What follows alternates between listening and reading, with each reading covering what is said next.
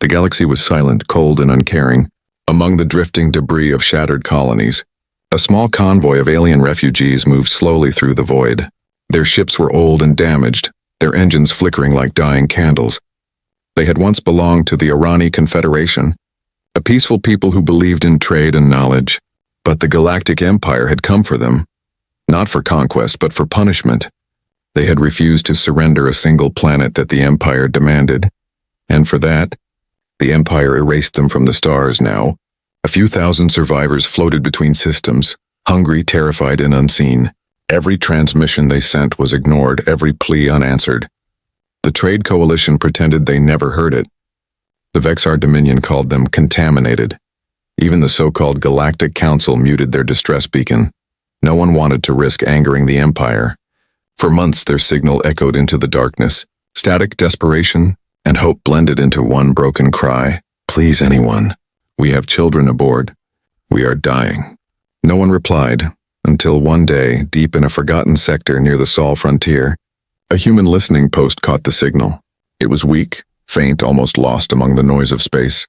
Sergeant Leon Ortiz stared at her console, her brow furrowed. "Commander, I think you need to hear this," she said, her voice uneasy.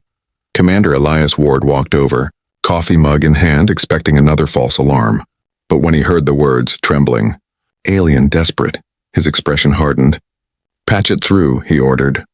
The message repeated, and in that moment the entire control room fell silent. A few younger officers looked confused. The Irani were unknown to most humans, but Elias remembered the briefings. A small race, far from human space, wiped out years ago. "Sir," Ortiz whispered, "the signal's coming from the Irani sector, deep in the Empire's border zone." Elias stared at the flickering hollow map. That region was forbidden, a death sentence for any ship that entered. "Earth Command won't like this," one officer said nervously. Elias smiled faintly, the kind of tired smile soldiers make when they've already decided. "Since when do we ignore a distress call?" he asked quietly. "Sir, if we go there, we might start a war." Elias looked at the stars. "Then let history remember who started it," he said. The order was given. The third human expeditionary fleet began to mobilize. Small destroyers, supply ships, and a single heavy cruiser, the Resolute. Their mission was unofficial, unsanctioned, and completely human. They didn't do it for glory or politics or profit. They did it because someone needed help days later. The Irani convoy's sensors detected new contacts. The aliens panicked at first, believing the Empire had found them again. Then they saw the insignia, blue and white, the emblem of Earth. Human voices crackled over their comms. "This is Commander Elias Ward of the United Terran Navy. Hold your position, we're here to help, Lyra." The Irani leader stared at the transmission in disbelief. She was exhausted, her scales pale, her people half-starved. "Humans?" she murmured. "They answered." Her advisor shook his head. "They must be mercenaries or scouts. No one helps for free." But when the human ships arrived, their actions spoke louder than words. Medpods were sent, food containers delivered. Engineers patched up their ships. The humans didn't ask for payment, they just worked. Some of them even smiled at the Irani children, handing them toys and blankets. No one had done that in months later. Lyra met Commander Ward through a hololink. His face was stern but kind. "You shouldn't have come," she told him. "The Empire will kill you for helping us," Elias shrugged. "They can try," he said simply. A quiet respect formed between them.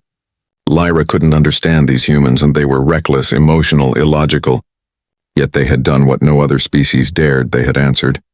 For the first time since the fall of her world, she felt something she had forgotten, hope. But far away, the Empire sensors picked up the human presence. Admiral Kareth of the Imperial Fleet received the report with cold fury. "Terrans?" he sneered. "They think they can interfere in Imperial space?" He gave one order. "Send the dreadnought Obsidian Fang. Remind them who rules this galaxy." As the human fleet worked to repair the refugee convoy, a massive shadow appeared on their scanners. Ortiz's hands trembled as she reported, "Commander, incoming contact, Imperial ID codes confirmed." Elias stood from his chair slowly. "So," he said, "the Empire finally noticed us." He looked toward the viewport, the stars fading behind the approaching warship's silhouette. "All ships, prepare defensive formation. The Irani refugees watched in horror as the enormous vessel loomed before them. Its weapons glowed crimson. Its shields shimmered like a storm. Lyra whispered, "They've found us again." But then she saw the humans moving between her convoy and the Imperial dreadnought. Tiny ships, hopelessly outgunned yet fearless. "Commander," Ortiz said softly, "we don't stand a chance." Elias looked at her, eyes calm and steady. "We don't run from bullies," he replied. "Not on Earth, and not in this galaxy." As the Imperial ship demanded their surrender, Elias gave his final order for the day. "Transmit a reply," he said. Ortiz nodded. "What should I say, sir?" He smiled. "Tell them," he said, "humanity doesn't abandon the helpless." The message was sent. Across the void, the dreadnought paused as if even its cold crew didn't expect defiance. And somewhere deep inside that silence, a spark was born. The spark that would soon ignite a fire the galaxy had long forgotten. A fire called humanity. The battlefield remained tense, cold, and silent after the transmission ended. The Empire did not respond immediately. And that silence was louder than any weapon. Commander Elias Ward knew what it meant. They were deciding whether humanity was worth the trouble. His crew waited, hearts pounding, weapons armed, shields humming softly in the void. Hours passed, and finally, the enemy ship retreated into hyperspace without firing. Everyone on the bridge exhaled at once, relief flooding the air like oxygen. But Elias wasn't fooled. "They're not gone," he said quietly. "They're just watching us now." The Irani convoy slowly approached the human fleet. Still afraid but curious, for the first time in months, they saw ships that weren't running away from them. They saw human engineers waving from docking ports. They saw drones carrying supplies and repair units moving like mechanical bees between ships. It felt unreal, like a dream made of courage. When Lyra, the Irani leader, finally stepped onto the human flagship, the Resolute, the entire docking bay paused. She was small, her skin a shimmering pale blue, her eyes tired and old. She looked around at the humans, tall, scarred, tired, yet strangely kind.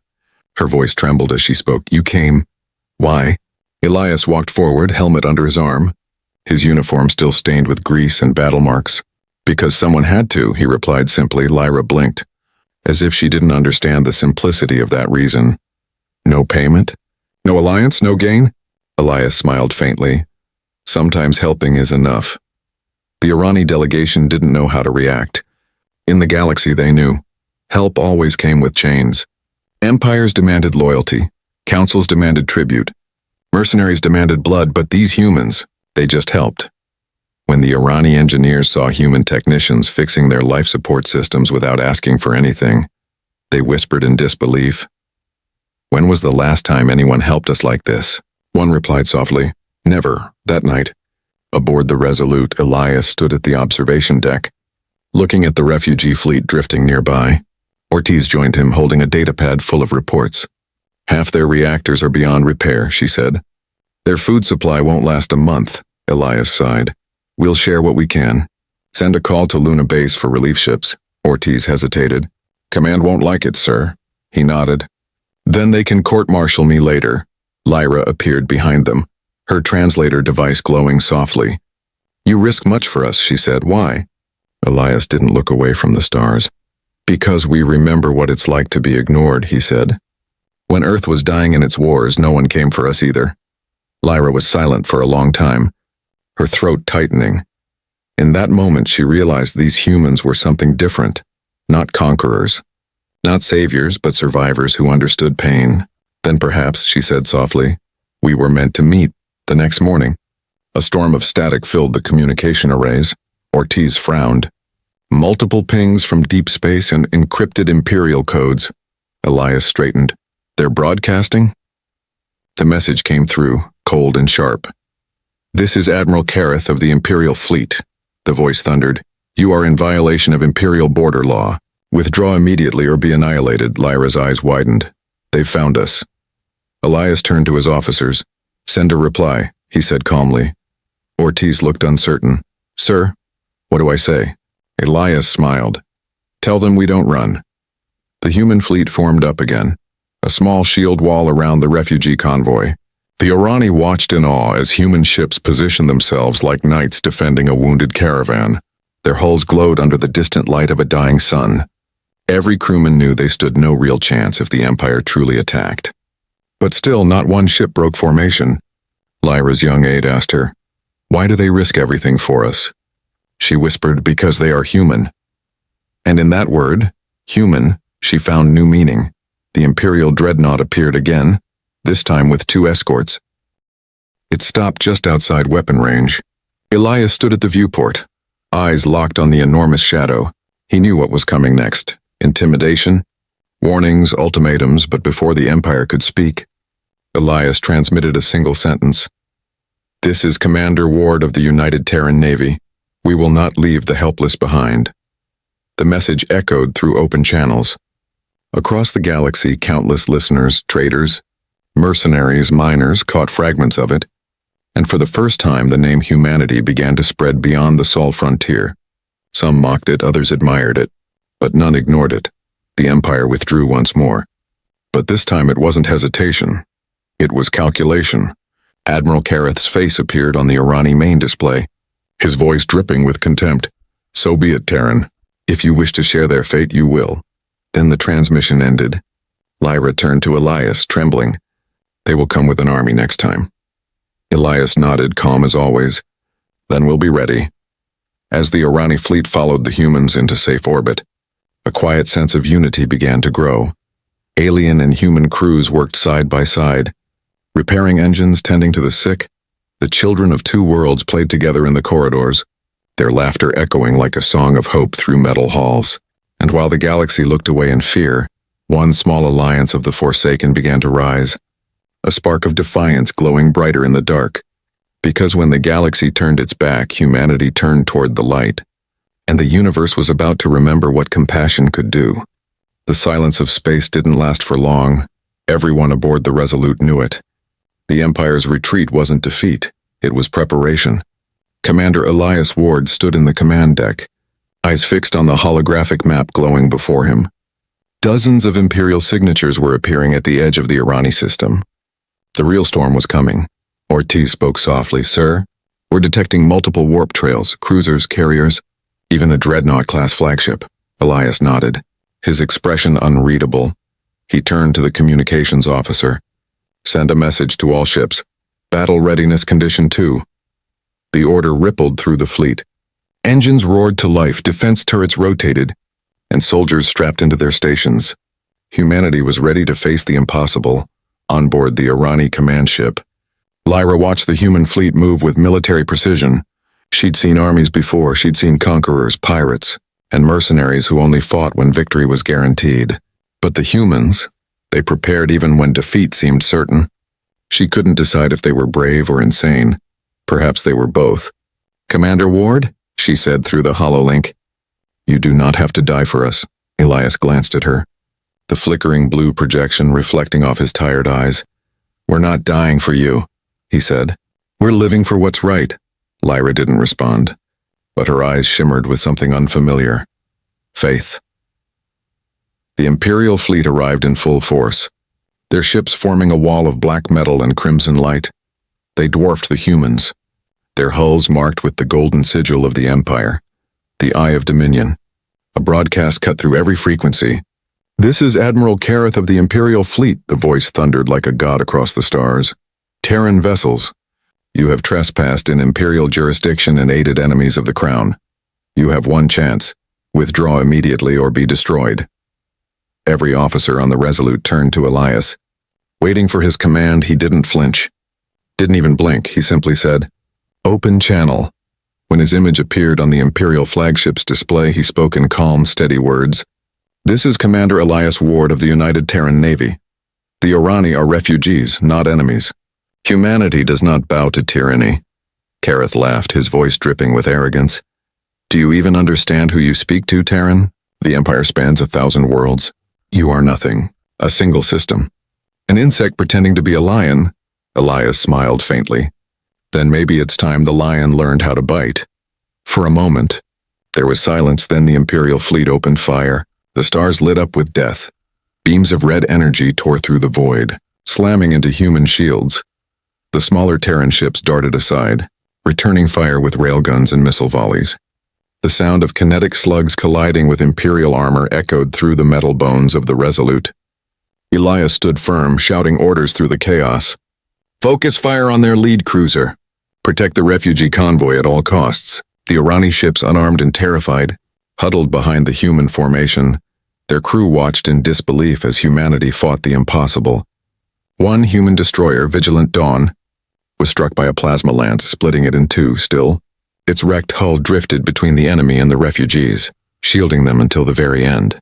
Lyra whispered, "They die for strangers?" Inside the Resolute's command center, smoke and alarms filled the air. Ortiz wiped blood from her forehead, shouting, "Shields down to 30%. Redirect auxiliary power," Elias ordered. "Keep the forward batteries online." The hull shuddered violently as another beam grazed their flank. He gritted his teeth, refusing to look away from the battle. Suddenly, a human frigate, Indomitable, broke formation, charging straight toward an Imperial cruiser. Elias opened comms. "Captain, fall back." "That's an order." But the reply came calmly. "With respect, sir, someone has to buy you time." The frigate rammed the cruiser head-on, detonating its reactor in a blinding explosion that tore through enemy ranks. Even the Irani gasped. Elias closed his eyes for half a second, then whispered, "You didn't die for nothing." The explosion disrupted the Imperial formation, allowing the human fleet to regroup, target their damaged flank. Elias barked. Missiles streaked through the void. Railguns roared, and the Imperial dreadnought began to retreat under heavy damage. For the first time in centuries, an Imperial fleet had been forced to withdraw, by humans. When the smoke cleared, half the human ships were gone. But the refugees were safe. Lyra stood on her bridge. Trembling, she whispered, "How can such fragile creatures fight with such strength?" Her aide answered quietly, "Because they fight with their hearts." Hours later, Elias stood alone in the medical bay, watching wounded soldiers sleep under flickering lights. He felt the weight of every loss, every name. Ortiz approached quietly. "The Empire won't forget this, sir." Elias nodded. "Good," he said. "Neither will the galaxy, far away." Admiral Kareth stood before his emperor, forced to kneel in humiliation. "They fought like demons," he said bitterly. "I underestimated them." The emperor's voice was cold and sharp. "Then you will not underestimate them again." He turned toward the stars. "Prepare the Grand Armada. If the humans wish to defend the Forsaken, then we will show them what it means to defy the Empire." And as the Empire gathered its strength, humanity repaired its wounds. The first true war between Earth and the stars had begun. But somewhere deep in the void, hope still flickered, because in that moment, the galaxy learned a truth it had long forgotten. When humanity stands for others, even gods should tremble. The galaxy whispered of what had happened in the Irani system. Rumors spread faster than light. They spoke of humans, frail, short-lived creatures, who had faced the Empire and survived. Some called them fools, others called them heroes. But every whisper carried the same undertone, fear mixed with awe. While the galaxy talked, humanity prepared. Commander Elias Ward stood aboard the Resolute. Now orbiting a barren moon the refugees called Haven's Shadow. Below, hundreds of ships, Irani freighters, human transports and scavenged vessels, circled like tired birds looking for a nest. Repairs were underway, new alliances were forming, but everyone knew it was temporary. The Empire would return, and next time, they wouldn't just send a warning fleet. Lyra stepped into the command room, her expression grim but determined. "We can't run forever," she said quietly. Elias looked up from the holomap. "Then we make a stand," Lyra hesitated. "With what? Scrap ships and hope?" Elias smiled faintly. "Hope's carried us this far." Over the following weeks, humans and Irani worked side by side. Human engineers modified alien reactors to power kinetic cannons. Irani technicians upgraded human shields with exotic field harmonics. It was messy, untested, and desperate, but it was unity, something the Empire had never faced before. Meanwhile, across the void, the Imperial Armada gathered in full force. Admiral Kareth stood before his officers, his pride wounded but burning. "They call themselves defenders of the Forsaken," he spat. "Let us show them what becomes of fools who defy the Empire." Behind him, 1,000 ships shimmered in the void, the largest fleet assembled in decades. Their objective was simple: erase the humans from existence. Back at Haven's Shadow, Elias received the incoming sensor reports. Ortiz's voice cracked slightly. Sir, we've confirmed over 800 Imperial warships inbound. The bridge fell silent, Lyra whispered. That's not a fleet. That's an extermination, Elias simply said. Then we fight like we've got nothing to lose. Humanity had no superweapons, no vast empire to call upon, but they had strategy, courage, and something far more dangerous and creativity. Elias gathered his captains in the hollow war room. Listen, he said, pointing to the map. The Empire expects us to fight fair, line up and die. We won't give them that.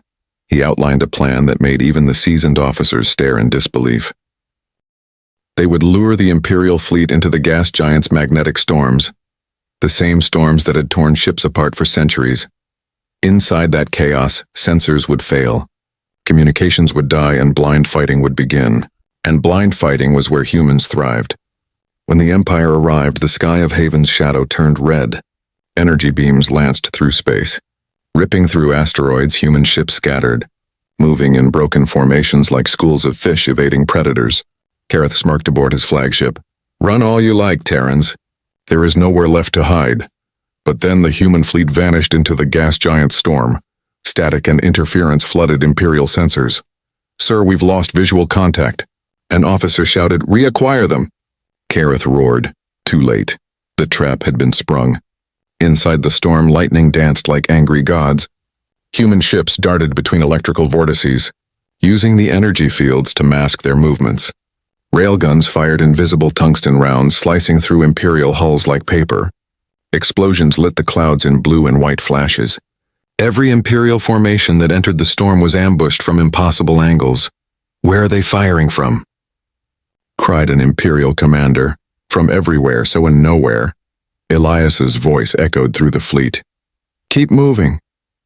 Don't fight their strength, fight their arrogance. The Resolute dodged a plasma barrage, returning fire that pierced through an enemy cruiser's bridge. One after another, Imperial ships fell into confusion, their targeting systems scrambled by the storm's electromagnetic field. Meanwhile, the Irani refugees, unarmed but determined, began broadcasting emergency beacons to lure Imperial scouts into ambush zones. Lyra herself coordinated decoy signals, risking exposure to protect the human fleet. Her aide shouted, "They'll track us." She replied, "Then let them. They'll find more than they expect." After 6 brutal hours, half the Imperial fleet lay burning in the storm. The rest retreated in chaos, their communications crippled. Kareth's flagship emerged last. Hull scorched, his voice shaking with fury. "Pull back," he snarled. No one in Imperial history had ever heard those words from him before. When the dust settled, Haven's shadow was quiet again. The human fleet floated battered but alive. On the bridge of the Resolute, the crew erupted in exhausted cheers. Ortiz laughed through tears. "We did it. We actually did it." Elias exhaled slowly, staring at the stars. "No," he said softly. "We survived. That's not the same as winning." Later, Lyra joined him at the observation window. "You've given us something no one ever has," she said. "A chance." Elias smiled faintly. "That's all humanity ever needs." As word of the battle spread, dozens of oppressed worlds began sending secret transmissions. Outlaws, miners, and abandoned colonies all spoke the same words. "We want to stand with the Terrans." And across the galaxy, the legend began to grow. They called them many names, like fools, heroes, saviors, madmen. But one title echoed above all others: the Defenders of the Forsaken. The Empire had won every war for 1,000 years. But that day, in the storms of Haven's shadow, they learned that humanity didn't fight for conquest or power. They fought for the simple, dangerous belief that no one deserved to be forgotten. And that belief, that stubborn, burning spark, was about to change the galaxy forever. The storm of Haven's shadow had passed, but its echoes rippled across the stars. Every corner of the galaxy whispered the same name: humanity. To some it was a warning, to others a beacon. The Empire called them reckless. The oppressed called them saviors. And among the broken worlds, those who had once been forsaken began to rise again. Commander Elias Ward stood on the command bridge of the Resolute, studying a galaxy map filled with blinking signals. Each signal represented a message. Desperate calls from species long forgotten. Abandoned miners from the Kynar moons, scientists exiled from the ether colonies, tribes hunted by the Empire's purges. They were all reaching out now. Lyra stood beside him, watching with quiet awe. "They're answering your example," she said softly. Elias shook his head. "Not mine," he replied. "Ours." The Irani refugees had become more than survivors. They were now builders. Their engineers taught humans how to use harmonic crystals as power amplifiers. In return, human tacticians trained them in combat and logistics. It was a strange alliance, fragile, improvised, yet unstoppable. Hope had become their shared language in one of the lower hangars. A group of young Irani worked alongside human mechanics, welding new armor plates to damaged ships. A grizzled Terran sergeant clapped one of them on the shoulder. "Not bad, kid," he said. "You've got a good hand with plasma tools." The alien smiled shyly. "You humans, you always fix things that should be impossible." The sergeant grinned. "That's kind of our thing." While unity grew in the void, darkness gathered elsewhere in the heart of the Empire. Admiral Kareth knelt before the Imperial Council. "You allowed humans to humiliate us," hissed the Grand Minister, his voice echoing through the marble chamber. Kareth bowed his head. "I underestimated their will." "Then you will not again," the minister said. "The Emperor demands the total eradication of the Terrans. Gather every fleet. Burn their worlds." Kareth rose slowly, his eyes filled with vengeance. "As you command." Back on the Resolute, Elias convened the first war council of the newly formed coalition. Representatives of half a dozen species filled the chamber, all victims of imperial cruelty. A hologram of the galaxy shimmered at the center, red zones marking imperial space, blue zones marking free worlds. "We can't fight the Empire head-on," Elias said, "but we can bleed them where it hurts. Their supply chains, their fear, their arrogance." A reptilian warrior from the Tranok clans growled. "You speak like a predator, human." Elias smiled faintly. "We learned from the best. Survival." Lyra stepped forward, her voice calm but strong. "The Empire thrives on obedience. If we stand together, they lose control." Some delegates looked uncertain, others defiant. But when the humans began sharing their battle data, the tide of doubt shifted. They saw something they had never seen before.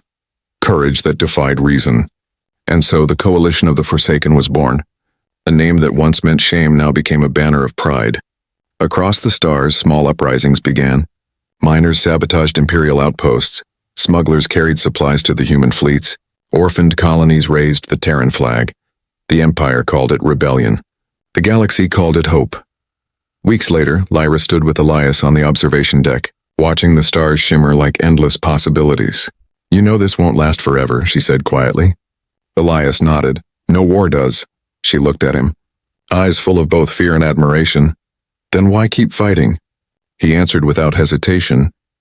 "Because someone has to show the galaxy that fear isn't eternal." But deep within human space, something else was happening. Earth had remained silent since the first conflict, unsure whether to support or deny what Elias had done. But when footage of human ships saving refugees spread through the networks, the people of Earth began to speak. Protests filled the streets of Luna and Mars. They shouted one phrase over and over: "We are humanity. We defend the Forsaken." Under growing pressure, Earth Command made its decision. A coded transmission reached the Resolute. Authorization granted. "Renforcement en route. Humanity stands with you." The crew erupted in cheers when the message arrived. Ortiz smiled through tears. "We're not alone anymore." Elias looked out at the stars, his voice low. "We never were." Days later, as the Coalition prepared for their next campaign, sensors picked up hundreds of warp signatures emerging from hyperspace. But this time they weren't enemies. They were Terran ships, sleek, new, and powerful, bearing the flags of Earth, Luna, and Mars. Among them was something that made even Elias catch his breath. A massive carrier unlike any before. Its name burned across its hull in bright letters: Soul's Wrath. Lyra stared in wonder. "That's one ship?" Elias grinned. "That's humanity's way of saying we're done hiding." Across the galaxy, the Empire watched as the human fleet multiplied. For the first time in millennia, their dominance was being challenged by a species they had once dismissed as primitives. The Emperor's advisors warned him, "These humans unite the broken. They make the weak brave." The Emperor smiled coldly. Then we shall remind them why the galaxy fears the strong. And so, as the coalition gathered strength, the Empire prepared for annihilation. The stage was set. Two forces stood divided by ideology, one built on domination, the other on compassion. The galaxy held its breath because soon, the greatest war in its history would begin, and at its heart stood a single truth.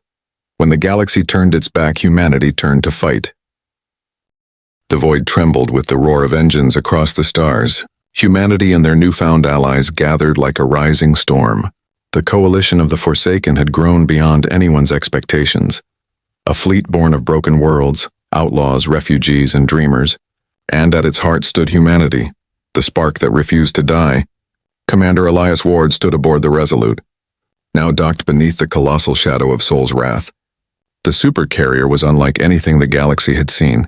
Kilometers of steel and fire, built not as a symbol of conquest but of defiance. It carried hundreds of fighters, shield drones, and rail batteries that could tear moons apart. But even so, Elias knew strength alone wouldn't win this war. He needed belief, and belief was something the Empire could never manufacture. In the command hall of Sol's wrath, the Coalition Council assembled. Holograms of leaders from across the stars flickered around the table.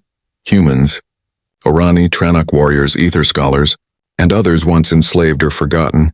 Lyra stood beside Elias, her voice calm but resolute. The Empire's armada moves toward the Althus corridor, she said. They mean to crush every refugee world under our protection. Elias nodded. Then that's where we make our stand. A grizzled Tranok general slammed his clawed hand on the table. They have 1,000 ships. Wait, we have half that. Elias looked around the room, his voice steady. We don't need to match their numbers. We just need to remind them that courage doesn't calculate odds. Silence filled the hall, followed by slow nods of agreement. The plan was set. The battle for the Forsaken Worlds had begun. Days later, the blackness of space ignited. The Empire's fleet arrived, a wall of destruction stretching across the void. Admiral Kareth stood on his flagship Obsidian Fang, his eyes burning with hatred. This time, he whispered, I'll erase their courage from history. On the other side, humanity's coalition formed ranks. The Sol's wrath glowed like a newborn sun, surrounded by dozens of human cruisers and alien escorts. Elias stood on the bridge, his face calm despite the thunder of alarms. All ships, this is Commander Ward. His voice echoed through comms. Remember why we fight, not for vengeance, not for glory, but for those who have no one else. Lyra's voice followed across the channels. The Empire believes mercy is weakness, and today, we prove them wrong. The first salvo came from the Empire. Beams of crimson light tore through the darkness, slicing through asteroid fields and vaporizing entire chunks of debris. Human ships maneuvered sharply, countering with kinetic rail rounds that struck like meteor storms. Each impact shook the void, every explosion painting the stars in shades of defiance. Kareth's laughter echoed on the command deck of Obsidian Fang. Admirable, but pointless, and he sneered. He raised his hand, and a second wave of dreadnoughts surged forward. The sheer force of their bombardment cracked coalition shields. Human destroyers broke apart, burning silently into drifting wrecks. But they didn't retreat. Inside the storm of destruction, the Resolute and its escort group pushed through enemy lines, cut their formation in half. Elias shouted. Railguns fired, slicing through enemy thrusters, turning giant ships into spinning fireballs. Lyra's voice broke through static. Elias, the Orani carriers are pinned down. Hold your ground, he answered. Help's coming. From the far side of the battle, Sol's wrath unleashed its fury. Hundreds of drone fighters poured out, forming metallic swarms that danced between enemy guns. Every drone carried human ingenuity, unpredictability, speed, and a refusal to yield. They moved like thought, striking at blind spots, crashing into weak points, sacrificing themselves to protect the fleet. Meanwhile, deep within the gas clouds of the Althus corridor, smaller rebel forces began attacking Imperial reinforcements from behind. Miners turned freedom fighters, smugglers turned heroes, all under one banner. The galaxy had joined the fight. Hours passed like centuries. The battlefield was chaos, wreckage and fire drifting through shattered space. Elias wiped blood from his forehead, eyes locked on the main display. The Obsidian Fang is advancing on us, Ortiz reported. Elias smiled faintly. Good, let's finish this. The Empire's dreadnought dwarfed the Resolute, its hull covered in glowing runes of imperial power.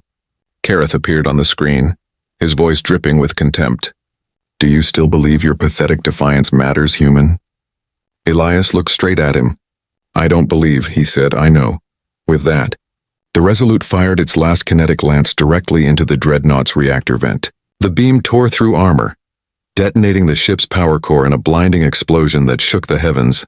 Obsidian Fang vanished in a storm of fire and shattered metal. Kareth's voice cut off mid-laugh, and the battlefield fell silent. The remaining Imperial ships, leaderless and broken, began to retreat. The Coalition fleet stood bloodied but alive, Lyra whispered.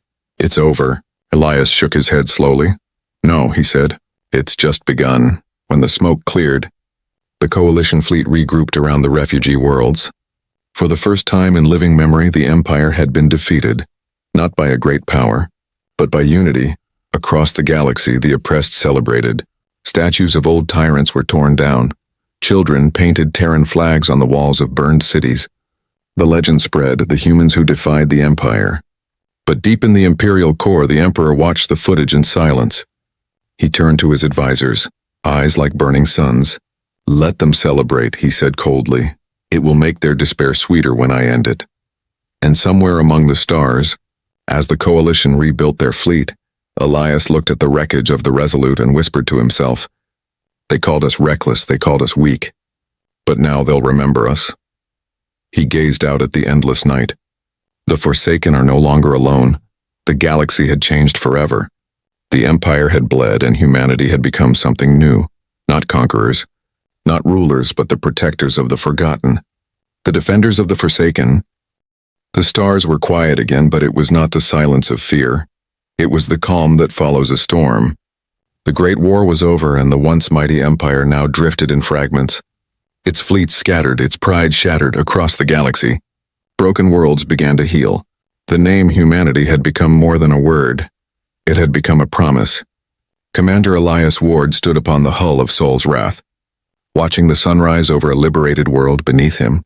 Cities burned with the fires of rebirth, not destruction, but reconstruction. Alien children waved Terran flags, singing songs they barely understood in English. Lyra stood beside him, her eyes wet with quiet disbelief. "So many worlds," she whispered. "So many we thought lost." Elias smiled faintly. "No world is ever lost, not while someone still cares." Months passed, and the Coalition of the Forsaken transformed into something greater. The Galactic Concord was born, an alliance of equals forged not from treaties, but from shared scars. Humans did not rule it, nor did they demand tribute. They only asked one thing: never turn your back on the helpless again. Lyra became the first Irani ambassador to Earth, standing before the United Terran Council in New Geneva. Her voice carried across millions of broadcast screens. "When our people cried out, the galaxy was silent," she said. "But humanity heard us, and in answering, they changed the meaning of the word civilization." The chamber fell into standing applause. For once, even politicians couldn't hide their awe. Back aboard the Resolute, rebuilt and gleaming, Elias looked out at the fleet that had once been a ragtag swarm of desperation. Now it was a symbol, clean, organized, strong. He could hardly believe how far they had come. Ortiz approached with a small smile. "Command wants you on Earth, sir. Medals, honors." "The whole thing," Elias chuckled softly. "Tell them to send the medal to the families who never came back. Elsewhere, far beyond human space. The remnants of the Empire licked their wounds." In a dim chamber of obsidian stone, the new Imperial Regent spoke to his commanders. "They think the war is over," he hissed. "But humans have done what no empire ever dared. They've made the galaxy dream." He clenched his fist. "And dreams are dangerous, but for now the galaxy dreamed anyway. Former slaves founded cities of light, pirates became merchants, and once hated species shared tables as friends.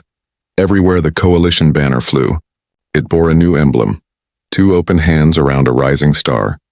It was not the flag of humanity, but of unity.